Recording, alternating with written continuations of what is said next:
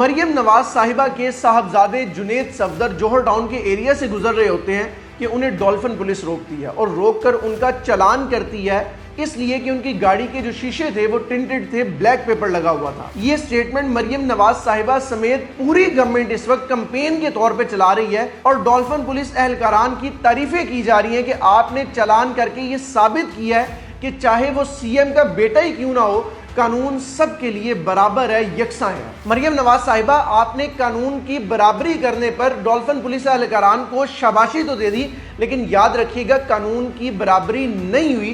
کل کا ہی واقعہ ہے، آپ کے بیٹے کی سیکیورٹی کی گاڑی کو صرف انہوں نے عرض کی کہ سر اپنی گاڑی کے جو شیشے ہیں یہ آپ بلیک پیپر اتار دیجیے گا، جبکہ دوسری جانب رجب بٹ ایک انفلوئنسر ہے، ان کو بھی ٹھوکر پر روکا جاتا ہے اور ان کی گاڑی کا بلیک پیپر موقع پر اتارا جاتا ہے اور پھر اس بات کی ویڈیوز بنائی جاتی ہیں اور وہ ویڈیوز کو باقاعدہ اپلوڈ کیا جاتا ہے۔ سر برابری تب سمجھی جاتی اگر جنید صفدر کی گاڑی کے بھی شیشے بلیک پیپر اتارا جاتا، اس کی ویڈیو بنتی، ٹریفک پولیس ویڈیو بناتی، ڈولفن پولیس ویڈیو بناتی اور وہ ویڈیو باقاعدہ اپلوڈ کرتی، برابری پھر سمجھی جاتی۔ یہ سوال صرف میں نہیں کر رہا بلکہ پوری قوم متفقہ طور پر یہ سوال کر رہی ہے کہ ڈولفن پولیس کے پاس کب سے یہ اختیار آ گیا۔ اگر ڈولفن پولیس چلان نہیں کر سکتی تو سوال یہ ہے کہ آخر اس وقت وہاں پر ہوا کیا؟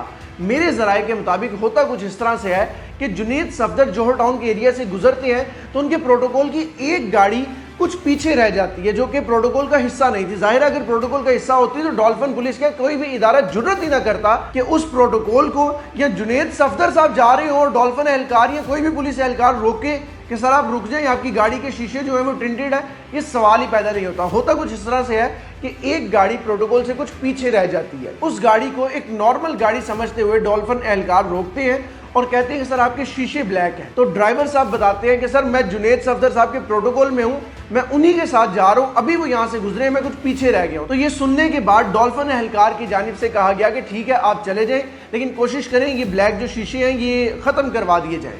گاڑی وہاں سے موو کر جاتی ہے، کوئی چلان نہیں ہوا، کچھ نہیں ہوا۔ اگر چلان ہوا ہے تو وہ چلان کی رسید کہاں ہے؟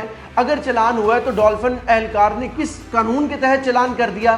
اگر چلان ہوا ہے تو موقع پر ٹریفک پولیس موجود تھی یا نہیں؟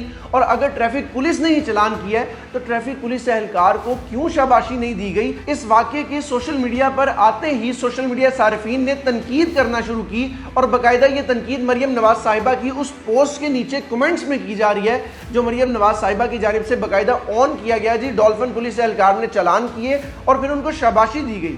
وہ تنقید کیا ہے آپ خود سنیں۔ ایک صارف کہتے ہیں کہ لیکن سوال یہ ہے کہ ڈولفن فورس کے پاس چلان کا اختیار نہیں ہے تو انہوں نے چلان کیسے کیا؟ ایک تو پڑھے لکھے نہیں، دوسرا کوشش بھی نہیں کرتے۔ ایک اور صاحب لکھتے ہیں کہ چلان کرنا ڈولفن فورس کا کام ہی نہیں ہے تو شاباشی کس بات کی؟